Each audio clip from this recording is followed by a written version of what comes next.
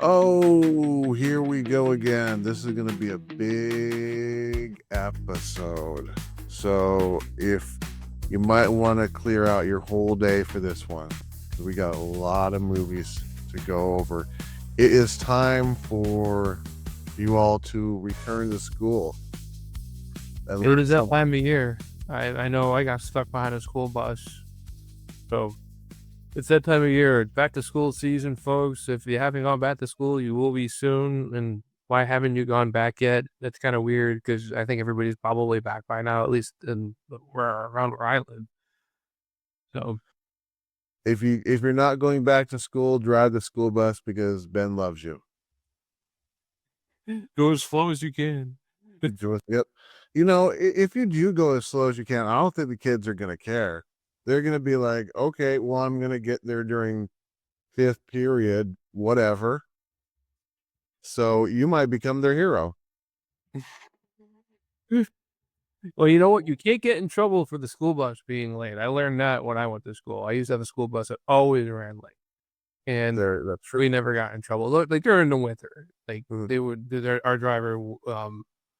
I went to a regional high school, so it was like 3-4 towns away. So I would have to if there was a snowstorm or whatever, like the bus, they're not going to move the bus time up. So if the driver's going to drive slow, the driver's going to drive slow. And there's been times when we showed up late. Yeah. Well, I do have a question about that, Ben. Yeah. What's snow? Snow is the first name of the pinnacle character in the movie Snow White. Ah, okay. Yep. It's also a very old rapper that was around during Vanilla Ice's time. Informer. Yes, and also It's also playing for cocaine. Yep. and also one of the characters in I think Final Fantasy 13. Who's completely annoying, but who isn't in a Final Fantasy game, right? It's what happens when a water particle freezes, unfreezes, freezes, unfreezes, and freezes again. It becomes a snowflake. And you get a ton of those because otherwise it would be raining. So remember during the summer when you get these bad rainy days and you're like, oh shit, it's raining outside. It could be snow. That's all I'm saying. Could be snow. We got here and either it's a lot of snow or it's not a lot. We get for us, not a lot is like this would shut down. What would shut down North Carolina is nothing compared to what we would shut down for. That would for us it would be like, oh, it's a flurry. Mm-hmm. There's also a senior naval officer. A senior naval officer? Yes. Thank you, Google, for that one. That's an interesting one. Okay. So all right, so we got to get started here because we got a ton of stuff to go through. We also do have a regurgitation, so you speak, we regurgitate, and we did. And I want to bring this one up because this one's actually special because if you do not know that we are doing reviews on Otherworld yet, well, we are. And we actually got a comment on one of them. This was on the Otherworld episode 2. This is the one where Trace does really bad in school and has to go to the military because of it. Yes. And then we ended up comparing it to the mandatory service that they have for South Korean men. Yes. Yep. So of course I'm always going to, you know what? I should be putting the comment on the screen, right? Because I'm kind of prepping for you for that. I've actually moved the windows around so I could see it. So yeah, let me bring it up on the screen here with an interesting shot of South Korea. Also, so hold on one second. Let me go ahead and share my screen. Make sure I'm on the right one. Perfect. All right, and I forget where they. Oh, that's right. That's where they put it now. So confusing still, even though we've had it. Okay, so there it is. Here is our Otherworld episode short. And the comment comes from, of course, like I always say, I'm going to protect the person that posts it. the best I can and not give their actual name. Even though it's right on the screen, but okay. It comes from Rambop. And Rambop says, I think it's a good idea for everyone to do national service at some point. Now, I do want to point out that some is spelled SUM and not SOME. I don't know why. I don't know if that makes that statement any differently. Emma, is there something that I'm missing? Well, I think he's just trying to do the short way of saying something, he's trying to save on letters. Maybe he's got one of those old flip phones and he's trying to do the comment on the flip phone where he has to go and hit like the number 600 times or something like that. So that's what he's trying to do. He's trying to. Got so Ben, get him. What about it? What's your feeling on this comment? I think that everyone should have to do national service at some point. Point. I don't know. That's not that's not a question I'm ready to walk into. Because I would actually like try to give like a real answer on that. And we don't give real answers here. The thing is, we don't need it here. Here, like there, they need it. There, they don't have the population that we have. We have people who go. We have millions of people who join voluntarily because that's a career path for them.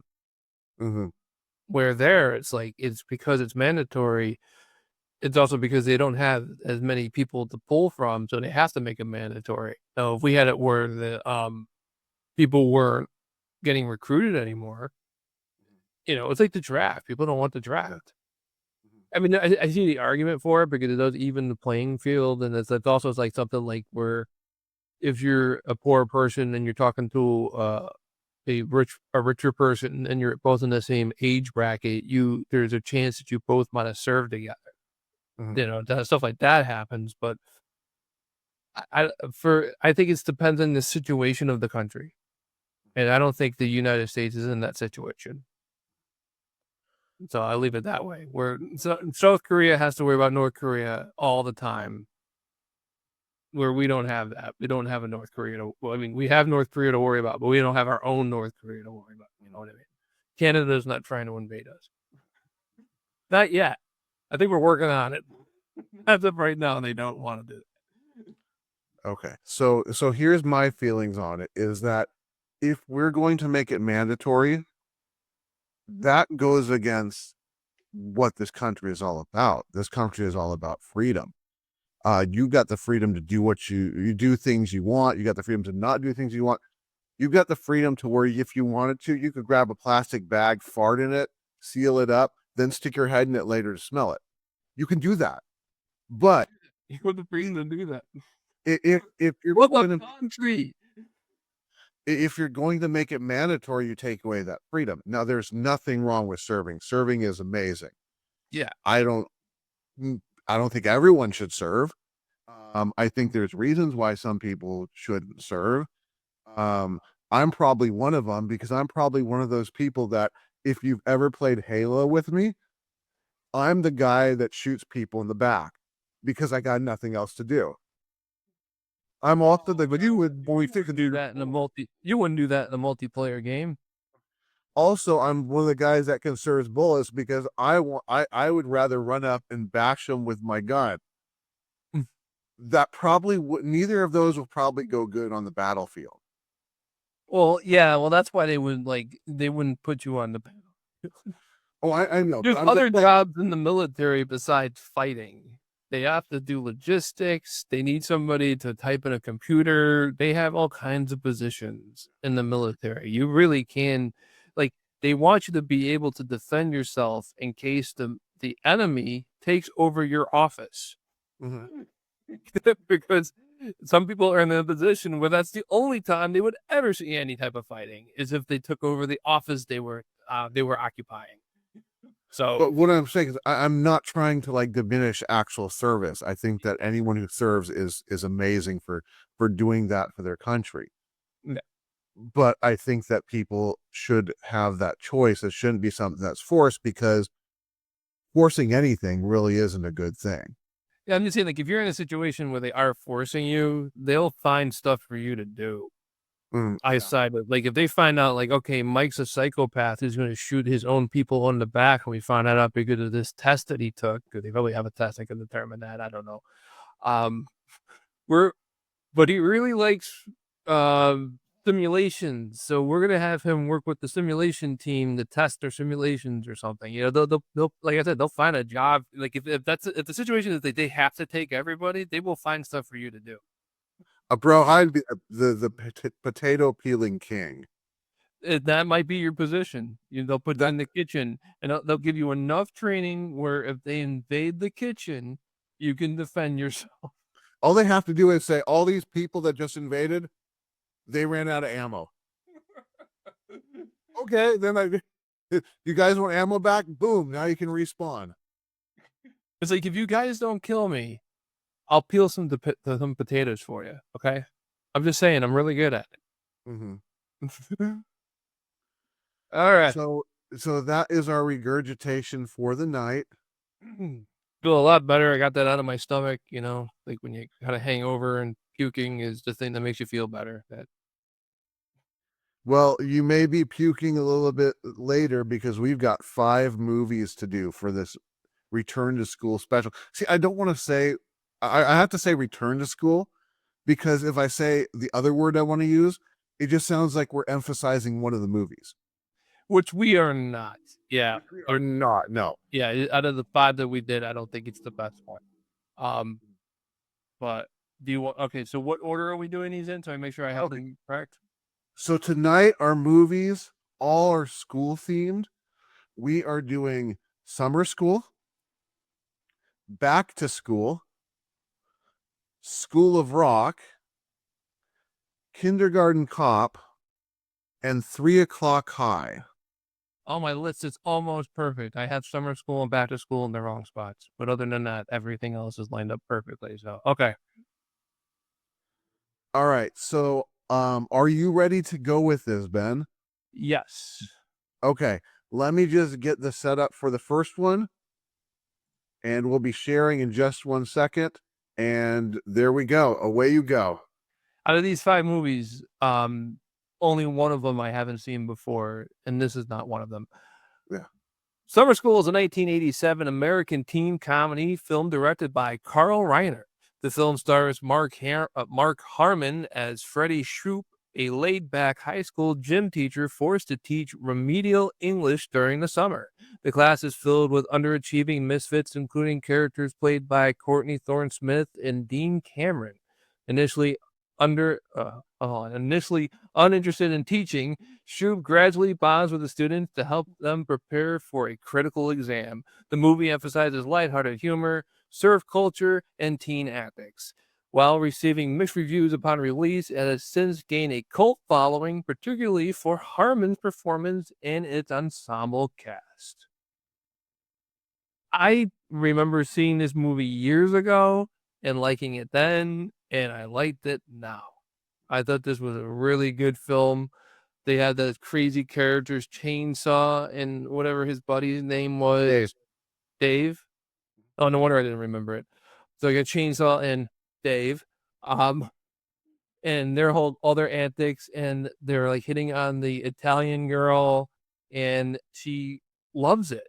How weird they are. Like, his name is Chainsaw, and Dave, his buddy, are into like these horror films. They're like into grossing people out, and she's completely into it. And then you got Courtney Thorne-Smith, her character, where by the way, every time I see her, I think of Melrose Place, because that's where I first saw her. She is like she's like the dippy surfer girl who ends up having a crush on the teacher.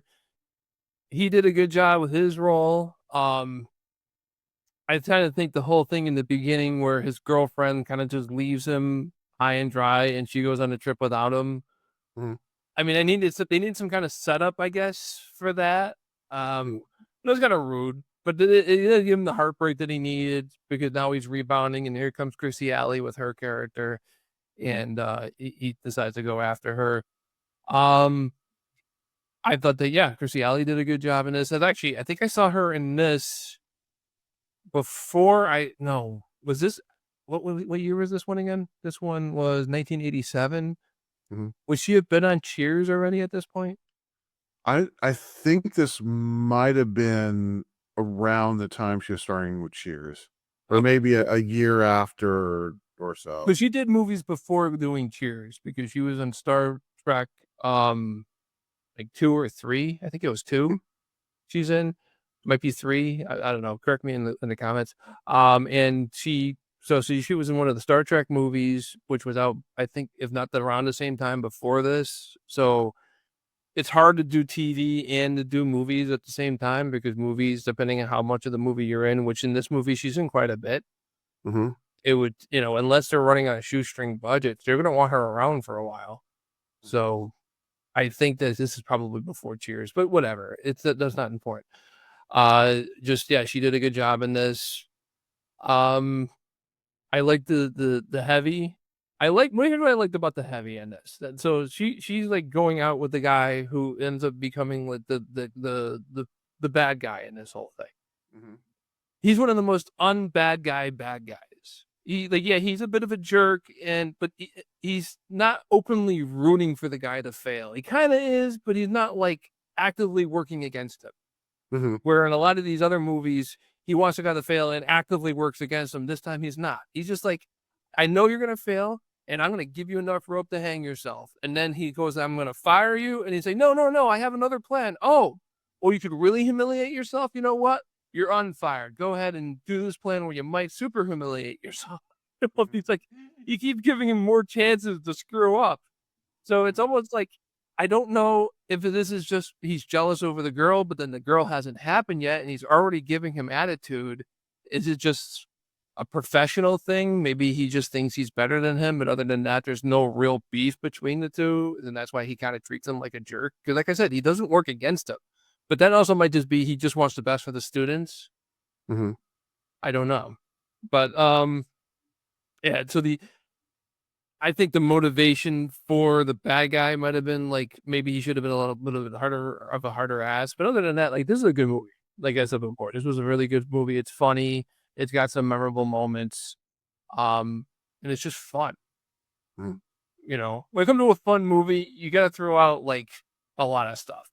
Mhm. It's just like I'm here to have fun, and that's what this movie is. So, Mike, what's up? Ben, I couldn't agree with you more. In fact, I feel like I need to take it a little bit further. Sure, Summer School, it's an old movie. Everyone knows it, but they don't see the complexity that's buried within it. Sorry, I had to do the whole Chainsaw and Dave thing to start off. No, actually, before I go into, you were saying something interesting at the end, um, where the antagonist wasn't really an antagonist, but was. What if I told you that there's a different antagonist and the antagonist flip flops in the movie? Because you could actually look at the students being the antagonist in the beginning because they're thwarting his ability to actually do anything. Mm. So it's interesting that you really want that good guy and bad guy, and there isn't really a strong good guy and bad guy in this. There's a conflict in it, yes. Mm. um and I think that's what really makes this movie a whole bunch of fun, because you just kind of sit there and you don't have that. I don't know how to describe it, like that worry that, oh, is he going to win, is he going to lose? It's just fun. It's just you sit there and soak it in, and there's just so many memorable lines in Summer School. um And then they end up like where the guy who ends up gets stuck in the bathroom for 6 weeks ends up getting the highest score on the test. And you forget about him. But the thing is, because I've seen the movie before, when I saw it this time, I made sure to remember him. Mhm. And so then when I did see him later, I guess that probably killed the surprise for me. But I was like, oh, there he is. Because I was wondering, like, I know he like actually, I didn't remember. I must have subconsciously remembered that was what his character did because, like, I actually made it a point to remember him. And then Mhm. later on, I was a little surprised that he was like that he came back like that. But I'm like, okay, yeah, I remember this guy. Like, because I thought he looked like a football. Like, I was kind of anticipating what his character was going to be like. Yeah. But then he wasn't in he wasn't in most of the movies. Mhm. Well, I will say one thing about this movie is you've got characters like you've got Bill and Ted, and you've got Wayne and Garth. This movie is really Chainsaw and Dave's movie. I think that they do a much better roles in this than Mark Harmon did as a teacher. I think they stand out a whole lot more. And I think the movie makes them stand out a whole lot more because it takes those quirks that they have and then just cranks it up to 11, basically. Yeah. So they just become the central focus of this movie. And that adds to the fun. I think one of the scenes that really shows off your point with Chainsaw and Dave, and what I was talking about with the antagonist, whose name I completely don't remember off the top of my head, the guy who's supposed to be the heavy in the movie, is that one scene where he's bringing another teacher in to replace what was the character? What was the teacher's name? Shoop. To replace Shoop. So he's bringing a teacher in to replace Shoop, and when he brings her in, they got the whole horror movie scene going on. Yeah. And the teacher, she's freaking out and she's screaming and all this stuff that she sees that were put together by the boys and the rest of the class. And the guy, he's just standing there completely unimpressed the entire time, almost smirking at the effort that they put into this. And he ends up becoming like one of my favorite characters, actually, because of like, he's almost like, because he's not a heavy villain. He's actually kind of likable. Like, he's almost like, this is almost what it would be like if I actually know somebody who, or like I know somebody in life who would probably react this same exact way. Because he does want he doesn't want to teach the class, but he also wants what's best for the kids. And maybe you're saying that he's not the bad guy. Maybe he isn't. He's just in a situation. He's kind of just the one that has to play it by the book, and it really breaks down to the rebellion versus playing by the book, and then finding a common middle ground in there somewhere. Now, when I talk about them being like antagonists, a good scene of that is when Shoop comes in to actually teach the class, and the first thing out of Chainsaw's mouth was like, "This isn't in the contract. He can get him." And now all of a sudden you've got that rivalry between them, because they're not going to want to do it unless they're getting, their benefit, and he has to do it so that he keeps his job. So it becomes opposing forces that way, and that's where we lead to where he walks out. Yeah. So, but I do want to mention watching it now, I still love this movie. This is one of those classic movies I feel like time's starting to forget. And I hope it doesn't. But I will say that now, watching it, the whole thing with the character of Pam falling in love with him, it's kind of creepy that they included that. I get they have to have something.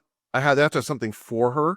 Yeah. But it's just kind of creepy, and the way that he reacts to it. Well, he doesn't know how to react to it. Yeah, I know, but he's just like, "Oh, you want to live with me? Sure," because that's your wish. He says no at first, and he calls her on she calls the wish on it and saying, "This is my wish," and he's like, "Oh, I guess," and then she starts cooking for him, and then Kirstie Alley's character comes over, and she's like,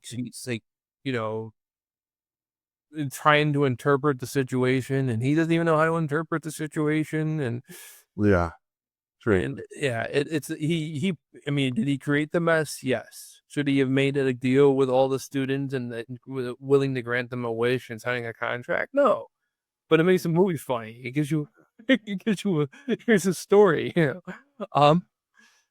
So it's. I mean, should the Ariel have signed the contract with Ursula? No, but it made the story happen. So this made the story happen.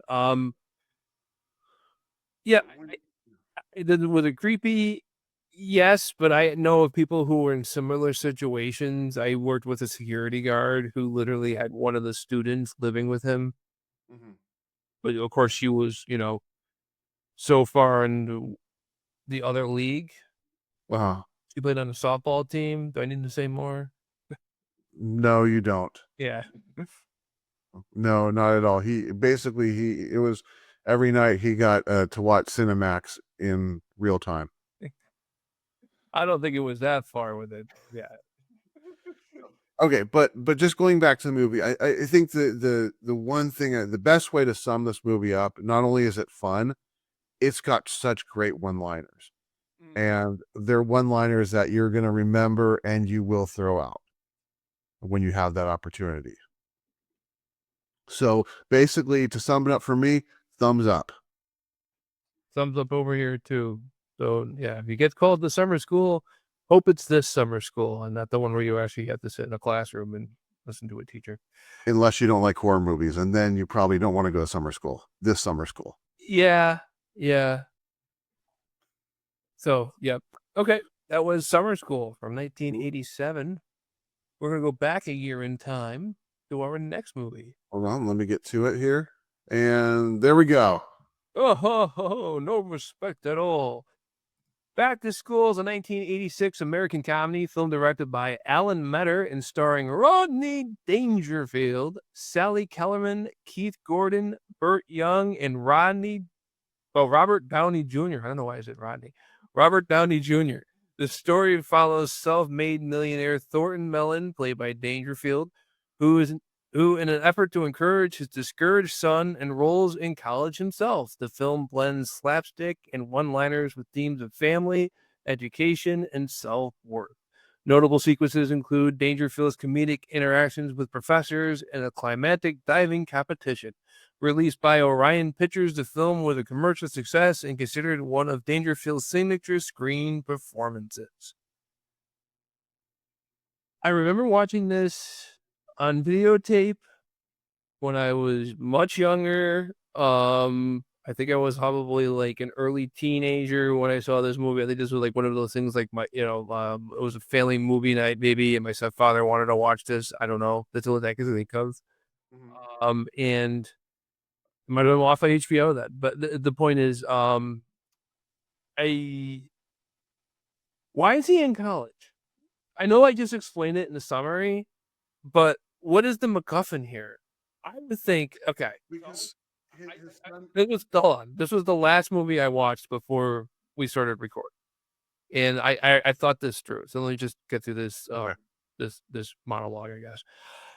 If I was to do this movie, I would have it where he had the possibility of losing the company because he never got a college degree.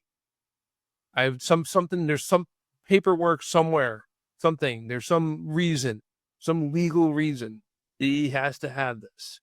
Because because your son doesn't want to go to college and then paying to get yourself in with your unlimited amount of money, by the way, was just kind of a weak reason.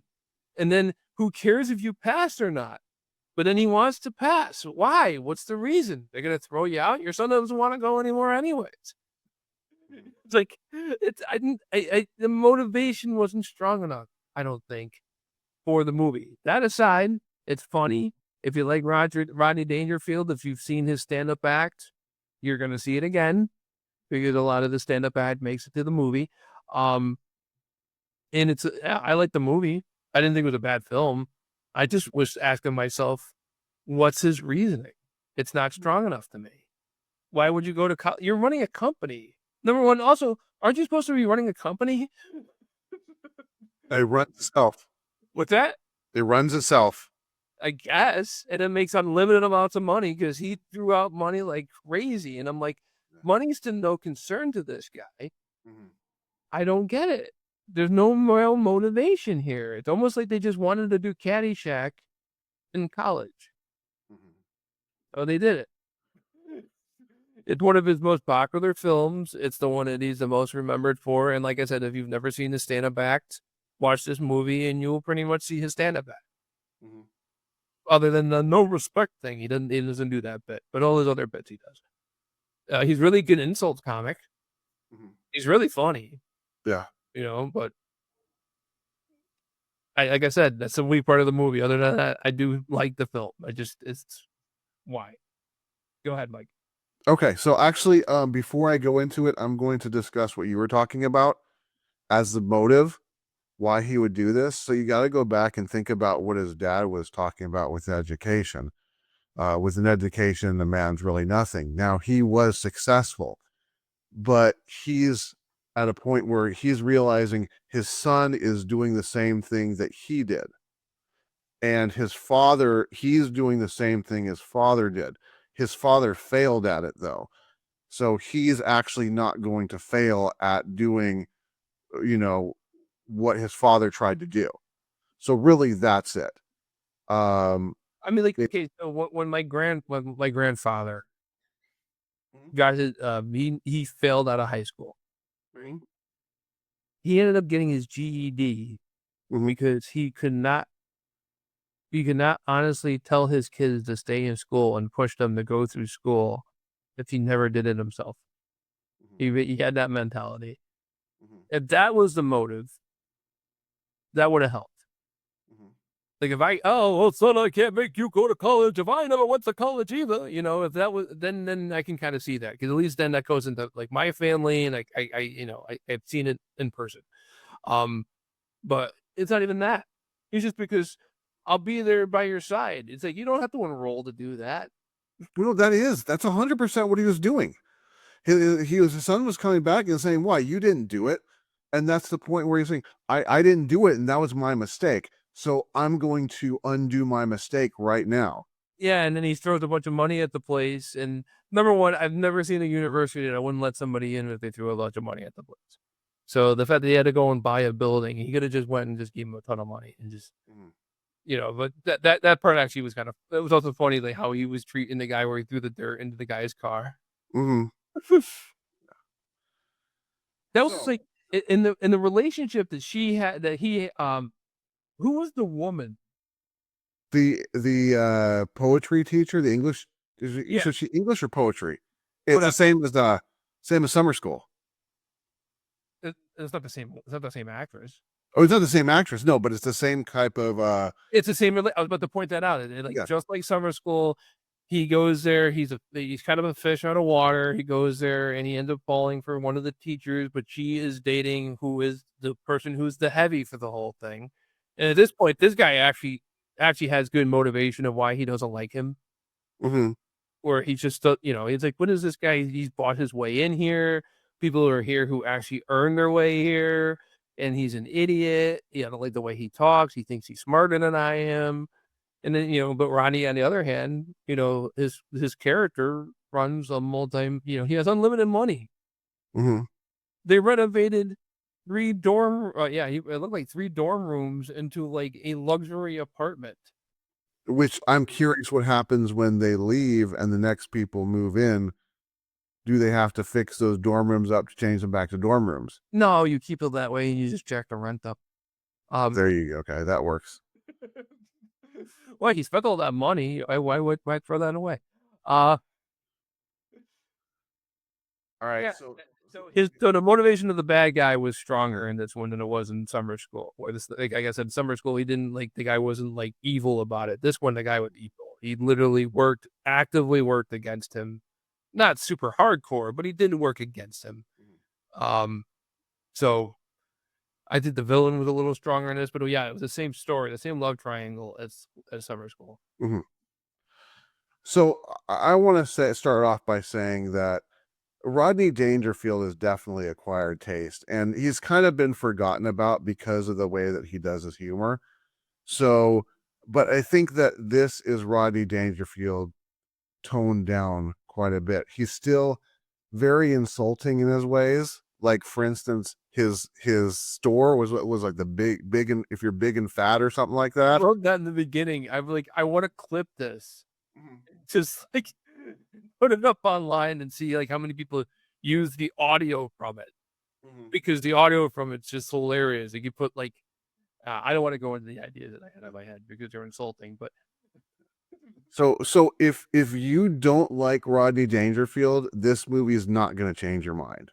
yeah, But this there's the movie is and I don't think it's as fun as summer school, but it's still built on that whole fun, sit on the couch and veg and just watch everything how it plays out. You're not gonna laugh out loud, but you're gonna chuckle inside enough to enjoy it. However, this movie has just this epic scene that is definitely worth watching by anyone, and it is done by two comedians that are just either you like him or you hate him, and that's when he was interacting in the history class with is his name Sam Kinison? Yeah, Sam Kinison, the late great Sam Kinison. That's Sam Kinison was a pastor who became a comedian. Mm. And if you ever heard of stand up back, you'd be like, that guy was a pastor. Yeah. So if you haven't seen this scene, I would recommend just go on YouTube. I'm sure it's up there. It's the most popular scene from the movie. I guarantee it on YouTube. I've seen it on YouTube. I've seen that scene more times than I've seen the movie. I've only seen the movie twice. Yeah, I've seen that scene like a dozen times. Yeah, it's definitely worth seeing that scene. It's I one think that your crazy uncle on Facebook breaks out every once in a while. Yeah. Yeah. So one other thing that's interesting about this I want to mention before I forget is that what made me think of this movie is based off of the last movie we're going to do, because the two actors always get me confused for some reason. And then I realized, okay, this one's in this movie, this one's this movie. It's bizarre why that is. Yeah. They don't even really look the same, but for some reason, just their presence is very similar to me. It's watching this now though, and watching the character that Robert Downey Jr. did in this. It's just scary because that's what I see the schools being nowadays. Is a whole bunch of Robert Downey Juniors that he does in this running around. Yeah. So, but then he became Iron Man. Yes, exactly. Because evidently he passed the classes. Yep. No, but I do love at the end where he's like interrupting the divers from doing being able to do their dives, like they wouldn't get a second chance or anything like that when there's crowd interruption. It's like, well, sorry, you screwed up. Yeah. No. You're supposed to be able to do a perfect dive under any circumstance, no matter how. Foghorns, shining in your eyes, nuclear warhead, whatever. You still should have been able to nail that dive. I know. Come on, what the hell's wrong with you? And I was actually surprised. Not only Robert Downey Jr., I thought he was in it, but the guy from Karate Kid. Yeah. Did it well too. Yes. Cobra Kai himself. Yes. So yeah, I forget the William something. Z something. Yeah, I don't remember his last name. William Zanka, I think. But yeah, he's the star of Cobra Kai. It's Johnny Lawrence is in the movie. And he's kind of doing that whole Johnny Lawrence thing in this movie as well too, minus the beating people up. Yeah, and this movie is after, I think a year after. A year after, yeah. So it's like he obviously was signed to do the movie before Karate Kid came out. So it wasn't like they were like he's not like typecast, but I guess he was. Exactly. Yeah, same kind of character. So I mean, in the end, I'd say if you just want to waste some time and you can stomach Rodney Dangerfield, this is a good way to go. Yeah. I agree. I will say that I will say thumbs up to this movie. As you see Rodney in this picture there with his thumbs up. That's the thumbs up I'm giving. The crazy I just graduated thumbs up. And thumbs up for me. And just for the record, he does say in this movie that he gets no respect. Oh, he does? Yes, he does. See, I don't remember because I have no respect. There you go. Mike, I have to step away for a second. So could you run down what's coming up?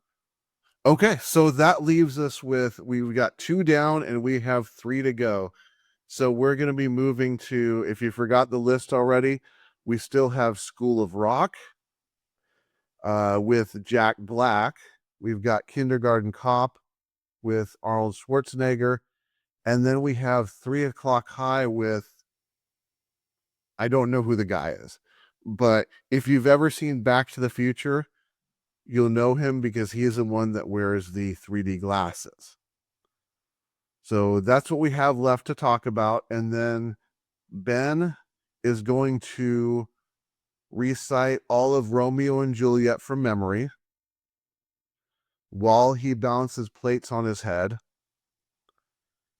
and dances, which, you know what? I'm going to tell you something. I don't know if I'd want to see Ben dance. I think that'd just be an absolute nightmare. So I have no idea where Ben's gone, but it sounds like he's just returning. I can't wait to hear this back and see what horrible things you said about me this time. Oh, I didn't say anything about you. All right, so now we're going on to School of Rock. Yes, and there it is. School of Rock is a 2003 American musical comedy film directed by Richard Linklater and written by Mike White. Jack Black stars as Dewey Finn, a struggling rock guitarist who impersonates a substitute teacher at a prestigious prep school. Discovering his students' musical talent, Dewey forms a secret rock band with them to compete in a local Battle of the Bands competition. The film blends Black's physical comedy with themes of empowerment, creativity, and the transformative power of music. A box office hit and later inspired a Broadway musical and a Nickelodeon television series. School of Rock is widely regarded as one of Jack Black's most defining characters. Go for it, Ben. How do you feel about him and Jack, the School of Rock and Jack Black? Oh God, I can't fucking stand him. Oh my God. He's the worst. And you know what? I didn't really like him before the whole thing where him and his buddy and Tenacious D wished the president dead. Because what the fuck? Really? And if anybody said that when the other guy was whatever, I won't get political, but yeah, I just he never stops with his shtick. The fact that the whole movie is about this one guy who just wants a band that can be his band and make him look good and make him have this great moment that he's been wanting to have is like, if he just made it where the band was only the kids and he was like still the creative director or wherever the hell he wants to be, that's one thing. But to have to make himself the star, Mm-hmm. you know? Yeah, I mean, then they got the love story with him and the principal, and I saw that coming from a mile away. It's very similar to the in premise to the next movie we're going to be doing, but this one here, you're taking a chaotic person and putting him into a place that is full of order and control. Mm-hmm. And seeing what happens. Or in the next one, we're going to be taking somebody who has of order and putting him into chaos. Yeah. So, yeah, people love this movie. Mm-hmm. I don't hate the movie. It's one of those movies where I like it despite what I don't like about the movie, which is him. I don't like him, but despite him, I think it's a good film. You get to see like there's a young Miranda Cosgrove is in this. She plays one of the students, Summer. And then there's one of your favorites, Sarah Silverman's in this. I know. And in this movie, I couldn't agree with her more. I'm like, she is the only person in this whole movie who has any sense. Get rid of this loser. Mm-hmm. He's a train on everybody. He's made these kids' lives worse. They're all in this prestigious school that any child, in hindsight, anybody would wish that they had gone to as a child. I'm sure every child would be like, that place sucks. There's no, nothing but boring. We want fun. If you're a grown up, you'd be like, I wish I went there because I would have like a job where I'm making 6 figures a year right now. Yeah. And he goes in there and he ruins it. And he's like, he teaches the kids to lie. He teaches them about the history of rock and roll. God knows what was included in that history. Yeah, I just think, this is a movie about a guy who comes in and ruins a school. That said, Mm. it's a good family film. It's not horror. Like just because I don't like Jack Black doesn't mean people don't like Jack Black. People like Jack Black. This is a good family film. It's not a horrible movie. You can watch it with your kids. I would not let your kids watch it alone. Watch it with your kids so that they have a question. They're asking you and not Google. And yeah, I say I give School of Rock a thumbs up. Okay. Okay, so this is similar to the last one in a sense where this is Jack Black light. He gets worse in other movies. I know. Yeah. Yeah. So I'm gonna also preface this by saying if you don't like Jack Black, then you're not gonna even want to watch this movie. With that being said, watching this again was just it was hard because I don't like using the word cringe, but it did make me cringe a lot. I do want to point out an exceptional role, which you mentioned already, as a girl that plays Summer in this. Yeah, Miranda Cosgrove, she's still around today. She was on Carly. She's good, and she like from what I can understand. Like I don't know, like obviously I don't know these people personally, but from what I know about her as a person, she seems to be about the upstanding character. Which in being a Disney kid, or no, she was a Nickelodeon kid, but still it's the same atmosphere. Being in that atmosphere, you know, you're glad that somebody came out of it on a good side. So she does exceptional in her role. Mm. It's the other kids that I don't feel there's ever really a good substance to them. There was that one kid who played the drums, and he was not the guy who plays Draco Malfoy, but he looked like Draco Malfoy. And then they had that one kid who looked like Draco's buddy from the Harry Potter movies. And it might have been the same actor. It's probably not, because I think Harry Potter, they use nothing but British actors. But it looks like I just saw the two of them together in one scene, and I'm like, oh look, it's like Harry Potter. Mm. So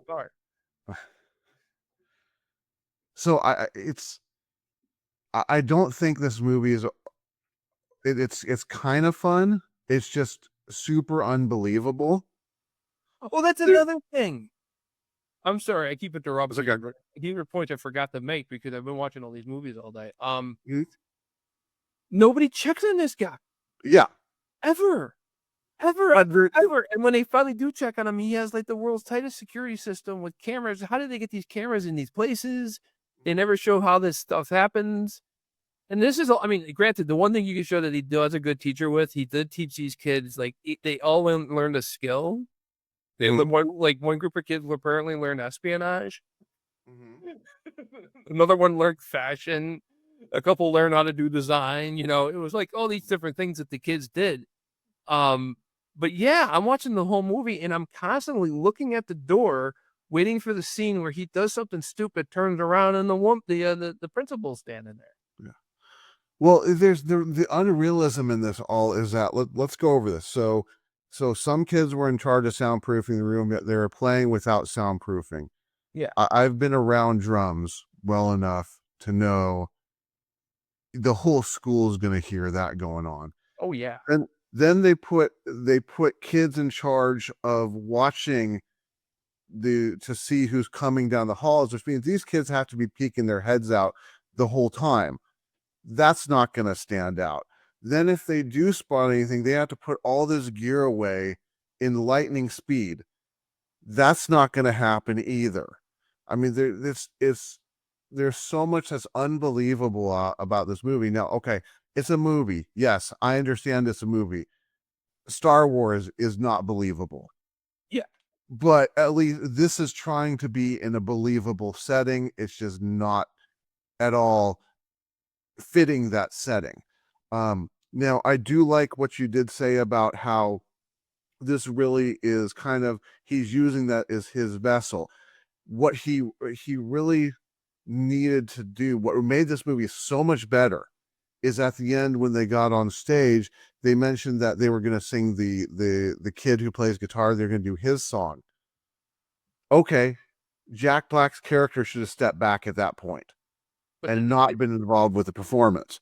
but then the kid wanted him to be part of it, and it was like, this is when you say, "Yeah, I appreciate a kid, but this is your thing, and you're my student." And if he wants to do a long soliloquy, it was like, "Oh, I feel that I have trained you enough and given you the expertise that I have also obtained throughout these years," and blah blah blah blah blah, and make himself sound like he's the greatest thing ever. As long as you're handing over the goddamn microphone, I don't care what you say. Yeah. Because why? I mean, the kid should have been the one that was singing it. What's that? The What was the that? kid should have been the one singing it. Oh yeah, and it's his song. Yeah. Yeah, and maybe Jack Black would have been, his character would have been fine, like playing in the back as just rhythm. But it still became, you're watching this ending where he's brought these kids up, but you're still just watching Jack Black. Yeah. You're still watching him living his dream of winning, or at least trying to win, the battle of the bands with, his band. And it's like these, and then like when he's giving out like all the instructions and he's planning out like who's part of this and that and the band, I'm like, you didn't do anything in the way that you're supposed to do with a band. You're supposed to do tryouts and all this other stuff. And it just kind of just got formed. I'm like, this isn't you with your buddies saying, "Hey guys, you want to do a band? I mean, my dad's got a guitar. Maybe we could do something with it." It's like, Mm. Well, it's funny that you mentioned that, because there's another issue too. Is that, now, first off, I like how at the ending credits they do the song, because the kids are really talented at what they do. However, I do think that there's that one girl that was playing cello. She may actually play cello, but she wasn't a bass player. And there's a distinct difference between a cello and a bass in the way that it's tuned. A bass is tuned in fourths, a cello is tuned in fifths. So, I mean, you can get the general idea when you pick it up, but you're not going to be able to just pick it up and play it the same as you would turning a cello on its side. mm.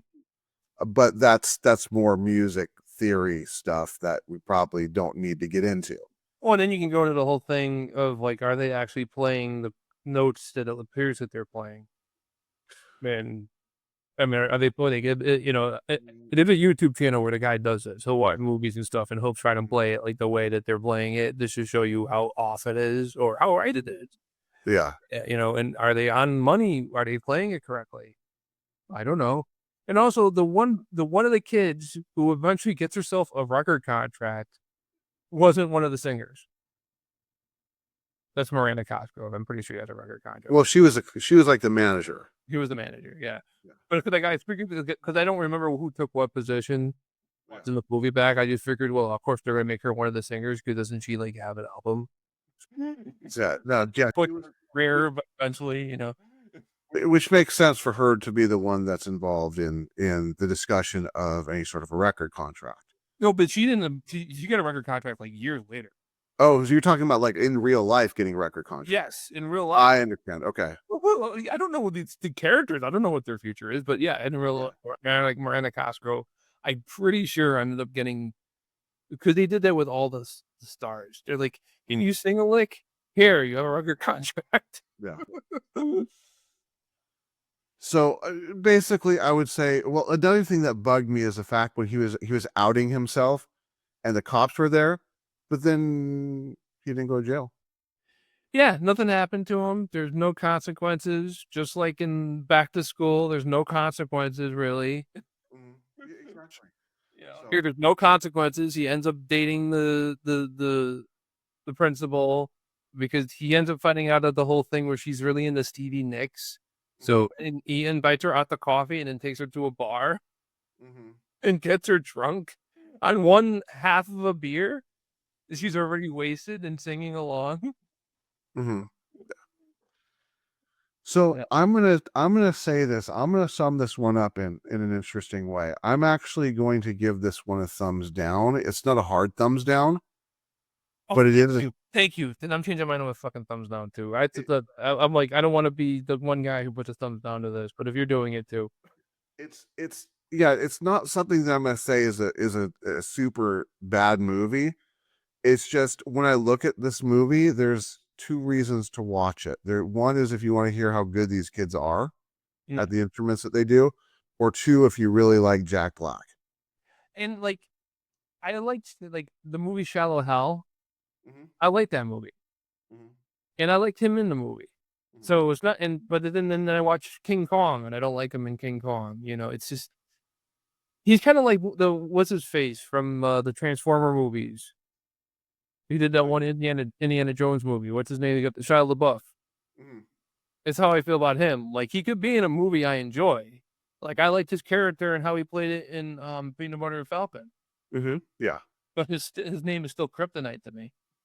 Well, Jack Black kind of typecasted himself anyway, so it really has to be a character that fits his personality for it to work. Yeah. And I'm not talking about his ability to act in the personality. I'm talking about it has to be Jack Black. Yeah. Yeah. So. All right. Are we ready for round 4 here? We are ready. Come with me if you want to graduate. There you go. Okay. Kindergarten. Oh, shoot. Now I got to clear my throat here. Okay. Kindergarten Cop is a 1990 American action comedy film directed by Ivan Reitman, starring Arnold Schwarzenegger, Penelope Ann Miller, Pamela Reed, and Richard Tyson. The plot follows tough undercover detective John Kimball, played by Schwarzenegger, who poses as a kindergarten teacher in Oregon to catch a dangerous drug dealer. Initially overwhelmed by the classroom, Kimball gradually earns the trust of the children while pursuing his case. The film combines action elements with family-friendly comedy, fish out of water humor, and showcases Schwarzenegger in a typical role. Produced by Universal Pictures, the movie was a commercial success and has since become a pop culture reference point, especially for lines like, "It's not a puma."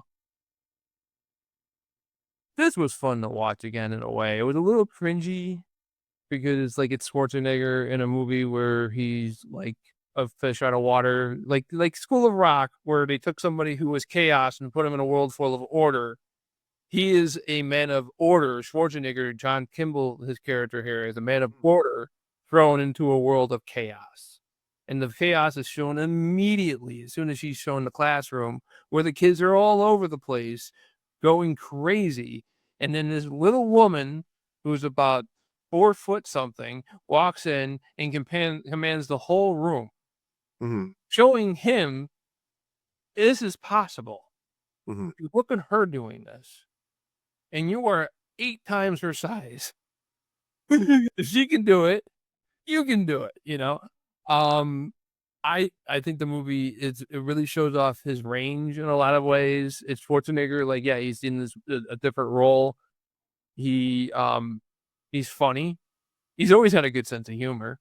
And this shows off his sense of humor. And in the beginning, he looks like Kyle Reese from the original Terminator movie. He's got the long trench coat on. He's got like a couple days growth of hair on his face. And I saw that and I'm like, you look just like Kyle. Like they if he was going to be Kyle Reese in Terminator 1 is what he looked like. Yep. Yeah, I can see that. I wonder if that was done purposely because of the fact that he was in the Terminator movies. It might have been. Because this would have been before Terminator 2, but after Terminator 1. So maybe Ivan Reitman was a fan of it, or whoever was in charge of setting that up just to as an homage, maybe, or to maybe get people confused for a second, and the dads in the theater would forget what movie they went to. This really hits me as a movie where if you're a kid and your family does like, let's go to the movie theater, and it's dad's choice to pick the movie. Yeah. Dad would pick Kindergarten Cop. There's a lot of words in this that should not be in a children's film. Boys have a penis, girls have vagina. My mom says our dad is a sex machine. Have no business in a children's film.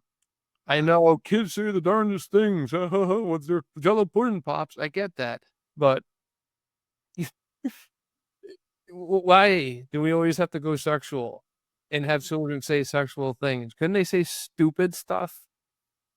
something like make an observation that's completely wrong, but make it with the conviction of somebody who knows exactly what they're talking about. Because I've seen kids do that, and I think that's funny as hell.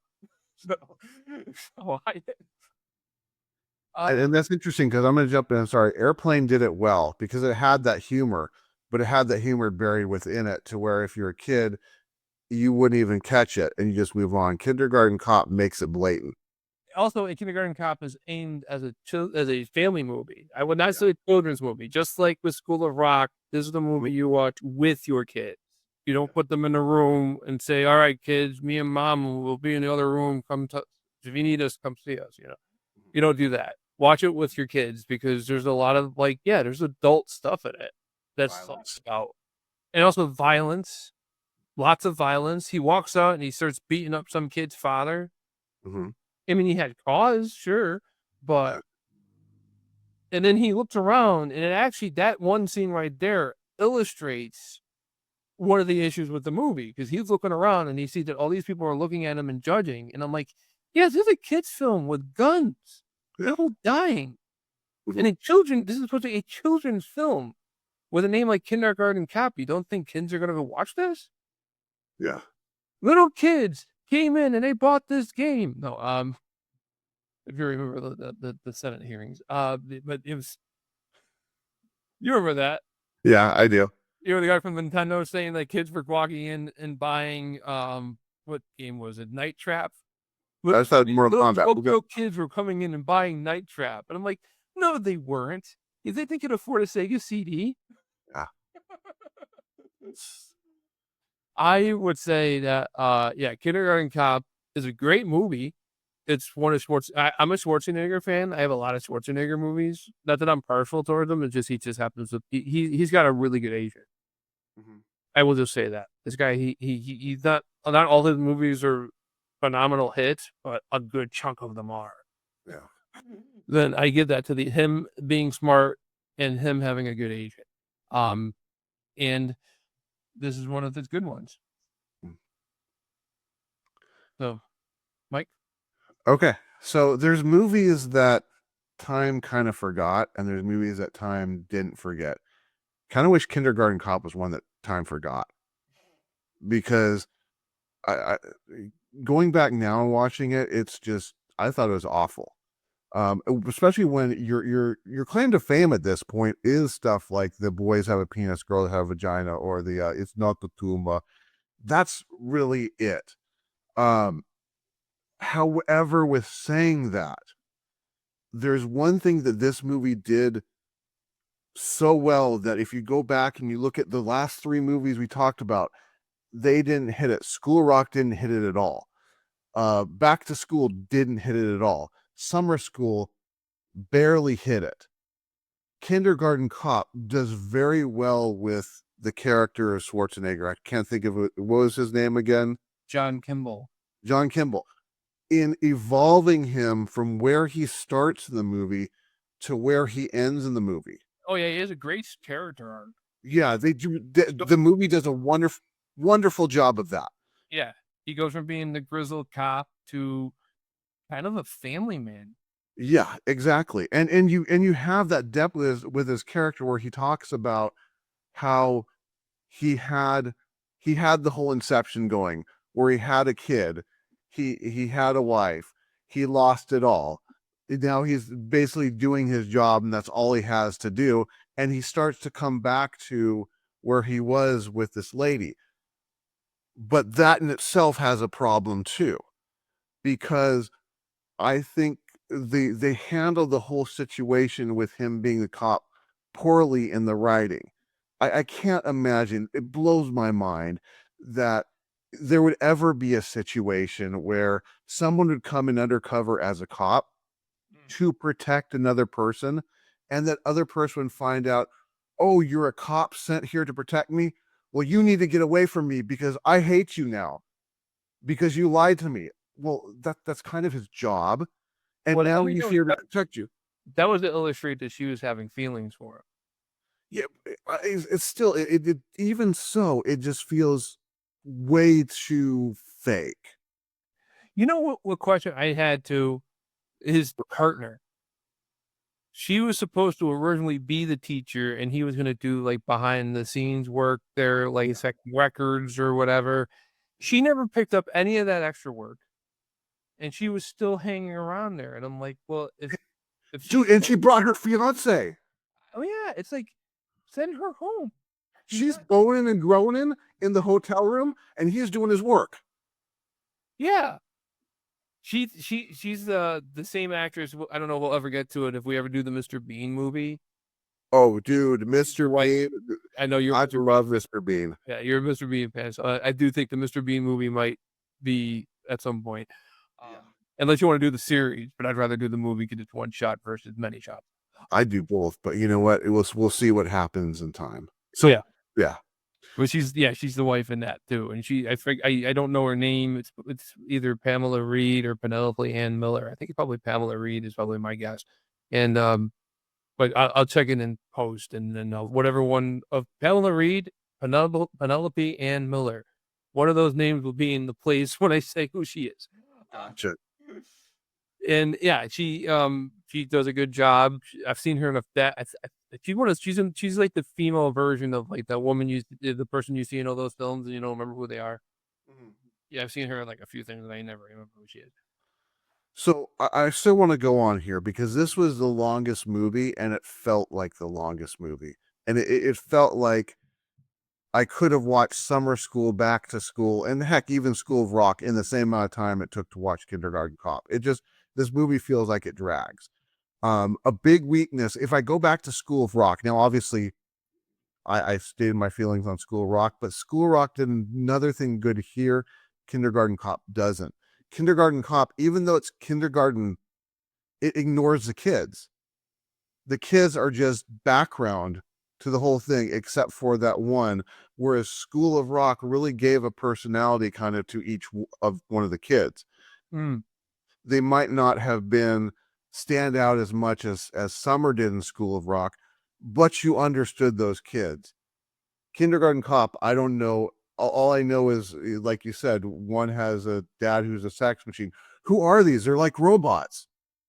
And then there's also, I mean, this is in addition to it. The bad guy reminds me of the bad guy from Naked Gun 33 and a third. I can see that. Yeah. It's almost like the same character almost, where he's got like his mother's helping him out, and he's like, he's just the bad guy. It's just, Yeah. And he's a little over the top. He looks like an 80, like when you first watch the beginning of the movie, the way they present it, it feels like your standard 80s cop movie. And I thought he was gonna pull out a painting or something and be like, hey, you want me to paint your face? Yeah. No, he doesn't look like you would be like the normal villain or whatever. And he's like he kills that guy over the car race thing. Mm-hmm. It's like they're trying to make it look like he's unhinged. Mm-hmm. They didn't do a really good job of building him up, really. No, they didn't. And even the mother, it's like I imagine what it was like to plan out the mother. Okay, so what characteristics you want for the mother? She's mean. Okay, we got that. What else? She's a mother, and that's about all we need. She's got a lot of money, and she's willing to do with that. And she's like very loyal to her son and nobody else. It kind of in a creepy way. I felt like maybe they were having a relationship going on. Well, she figured the family was her son, and the grandson. Yeah. They never included the woman in any of it. And then the woman knew that. She was doing everything protecting the kid. And I don't think they gave her enough to explain exactly what she knows. Because also they had her running, saying, I hate you. I'm leaving and I'm not telling you anything. And then she starts telling him like little things here and there. And it's like, it would have just been easier to have a scene where she sat there and just explained everything. Yeah. But, and they like I said, they do it in parts, but it's a good movie. Diamond Reitman, who does a lot of good movies, actually. But I don't know what you're going to say about it, but I thought it was a good movie. Well, I'm gonna give it a thumbs down. Okay. And just to come clear, just to be honest, I like this movie more when it's Silent Hill. Why is it the same story as Silent Hill? Go look up Google. You know what? I'm going to do this right now. Okay. And I'm going to do this on this browser. Okay. Okay, he's typing Kindergarten Cop Silent Hill. There it is right there. Hold on, we don't see it yet. Okay. We want to open a new tab. Silent Hill borrowed from Kindergarten Cop. The reason being, it is Silent Hill. So if you look here, obviously these are very similar. This poster is here and this poster. The dog one is right here. This poster here is the same here. You've got the medical box just the same as in Silent Hill. The bus is the same as well too. The reason being is, they're doing Silent Hill is doing a school in American style by a Japanese company, so they have to get some sort of influence. They go out, rent a movie that's got a name, a school name in it, and use that to create their game. Yeah, Kindergarten Cop. Now I'm going to give you another one that you might not know about because this one is good. You may know about this one too. I can't type. Resident Evil 2 and Back to the Future. Right there. Oh yeah, they have one of the pictures from Back to the Future. Oh, we gotta zoom that one in. Right in the background there is the picture straight from Back to the Future. So I don't know why they chose that one unless the whoever created it was a really big Back to the Future fan. It might have been just their way of putting their spin on it. Maybe those people are wanted, dead or alive. Oh, and I'm sorry. This looks like this is Resident Evil 3, not Resident Evil. My mistake. I figured I'd get that out before someone in the comments goes to correct it. Yeah, Resident Evil 3, not 2. Go whip yourself in the corner. You know what? The next time on the BM show, it's going to be Ben and Matt because I guess I just got fired. We got one more movie to go. Are you ready for it? Yeah, you ready? There it goes. 3 O'Clock High is a 1987 American teen comedy film directed by Phil Genoa. The story centers on Jerry Mitchell, played by Casey Samaski. I'm not even going to use his name. Jerry Mitchell, a high school student who accidentally offends a new transfer student, Buddy Revell, played by Richard Tyson, a notoriously violent bully. Buddy challenges Jerry to a fight after school at 3 o'clock, hence the name 3 O'Clock High.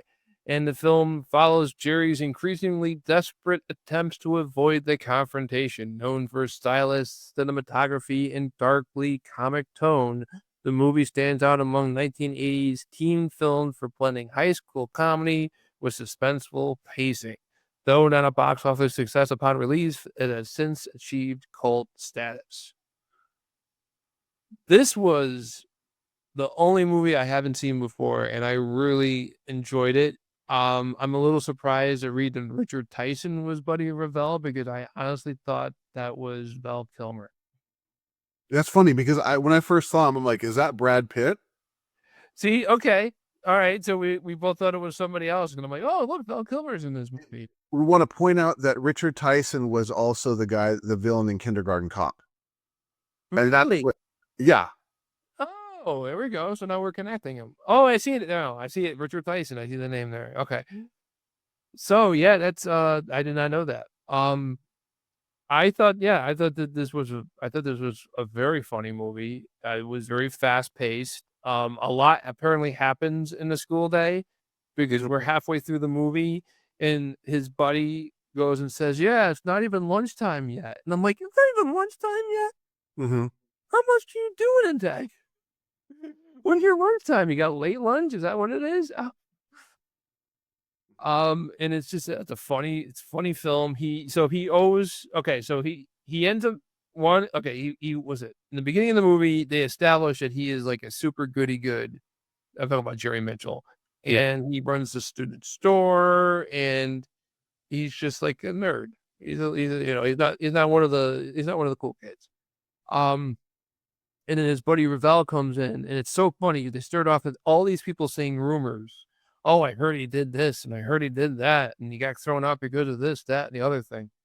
And during the movie, he I keep forgetting the kid's name. Was it Jerry Mitchell? Jerry keeps trying to find ways of getting out of it. First, he talks to one of the established school bullies who he knew at some point took money to defend another kid, and he offers him money, and the guy says, "Well, if you come up with $450, I'll do it."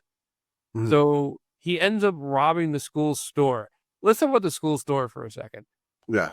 Victor Scarelli's in this movie, Hmm. who I've given him the crown as the king of that guy I've seen in a movie, and I can't remember what his name is. But now I know it isn't Scarelli. We've seen a bunch of his stuff. He was in Game Over. He was in the last movie we did. He's in a lot of stuff. Hmm. So he's running. Yeah, Vincent Scarelli is the teacher who's in charge of the bookstore. Jerry goes in there during was it a fire drill or a lunch? It was during the fire drill. There was a fire drill. Okay.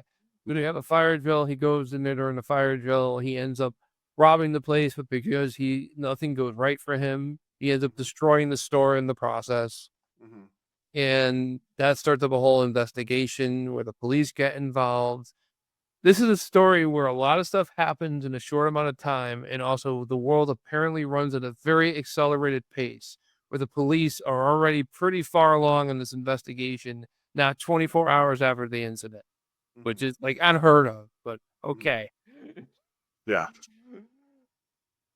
It's like, didn't even look for fingerprints. He just suspected them because they're like, and that's the way you would do it. You would immediately, if my place of business, if, like where I work, if they ever got robbed, the first thing they would do is start interviewing everybody who works there, which makes sense. Yeah. But to instantly just say, well, you must be the culprit because I don't like the way you're looking at me. I don't. Mhm. If Yeah. Yeah, this is a fun movie. This is a whole thing of like you get in over your head, nothing goes right, everything backfires. He has a best friend who's making things worse Hmm. while trying to make it better, throwing a knife into the bully's locker, and then the knife ends up being used on Cherry's steering wheel. Hmm. All this other stuff, and it's also creepy. It's like the buddy went and found out what kind of car you have, broke into the car, and left the knife there. Wouldn't he have broken the window? Why would he bother? Well, you want if the thing is, if the window's broken when Jerry would be walking up to it, then he'd be cautious. But He wants him to sit down and see the note. I get it. yeah, But you don't look at your steering wheel before you get in the car? I don't know. Maybe he was just in there. He wanted to get out of there. He wasn't in a hurry though. I guess. Okay. Yeah. Um. Yeah. I thought it was a good movie. I give it a thumbs up. What do you think, Wayne? Okay, so I love this movie. This is another one of those movies that time definitely forgot and shouldn't have. It's just a pure fun movie to watch how all these things, all these plans just fail. And you see the layers and layers on how they fail. And even when they actually work, for instance, the book report. The book report is probably one of the best scenes in the whole movie. Oh, when he ends up like seducing the teacher by Yeah. And the goal is for him to get in detention from this. But in the end of the movie, now he's got like 3 women that are after him, including that teacher. yeah. So which it's kind of creepy, but it kind of works out in this situation because it makes it humorous. At the end of the movie, it all works out for him. But it's the way that these layers work with this whole thing with him throwing the knife and the friend throwing the knife in the locker, then taking the note to the dean or wherever, and then he happens to find the knife. He gets caught with the knife. The dean then finds out. He tells the dean about the note. They say there's no note, and then the scene after that, his friend comes up, hands him the note, and says, "I got this back before anyone found it." it's just all these different layers that makes these things fail that just make this such a great time to watch. Yeah, I love it because he ends up like basically saying like, "Oh yeah, that thing you just got in trouble for, it was because I went and did you a favor." It kind of in a weird way reminds me of Saved by the Bell, and I just wanted him to be like, "Oh, Screech," when he finds out that he took the note back. Yeah, So, but I think that watching this has another one where it's like I want the character of Robert Downey Jr. back to school to actually hook up with that one lady with the short hair, because I feel like they're kind of the same thing. This weird type of character that stood out then, but now is probably what you see on a regular basis when you go to school. yeah, So that the bizarreness of that character might not hit as hard these days with like the younger generation now, because they're pretty crazy. mm, Um, but yeah, I really, this is one that I'm definitely going to give a thumbs up to. But I will say, don't go into this thinking it's going to be a masterpiece. Just go into it thinking you're just going to watch this cheesy, was it 80s movie, I believe? yeah. This was 1987. Okay, cheesy 80s movie to get really nothing out of it. And I think at that point, then you're going to enjoy this movie. There's two things that I wanted to bring up here. One just actually escaped my memory, so hopefully I'll get that one back. Um, the first thing though that I wanted to mention is the way that he touched Buddy the first time at the urinal. Did he wash his hands before that? Maybe that's what Buddy was upset about. I would be. I would even be like, you know what? I even want to fight you at 3 o'clock for putting your hand where it just was, and then on me. No, thank you. Oh, the second thing I wanted to mention is the characterization in this movie, the evolution of, I just forgot his name, Jimmy, not Jimmy. What's the character's name? The main character, Jerry. Jerry. Thank you. The evolution of him from going from this really weak character to getting to be to the point where he's doing all these things to try to get himself into trouble. So he's evolving into this rebel. But then they backpedal on that when he wants to give the money to Buddy, and his buddy that calls him out and tells him how big of a wussy he is for not knowing what would have happened if he would have gone through with this. Yeah. And then they just rubber band him back into that evolution of the character to where he does go through the fight. And I think they did that really well, because it's not this, oh, I have to do this at this point. It becomes kind of like a life lesson out of this. And then at the end of the movie, when Buddy gives him the money back, and it's a Yeah. sign of respect. Exactly. And he knows that they looked at each other and they kind of just like, when you like look at each other and you could communicate without saying a word. And that's exactly what happened. And just went and he's like, here's your money back. I respect you. And he's like, I appreciate that. Now get the hell out of my store. It kind of, I really wish it had like a sequel to it to see what would happen with Buddy's character after this, to see if he stays static or if within, the next part, maybe there's somebody else that's going to come to school. And now Buddy's like, what was his name? Craig or whatever, the guy that he hired, and cooler with everybody else.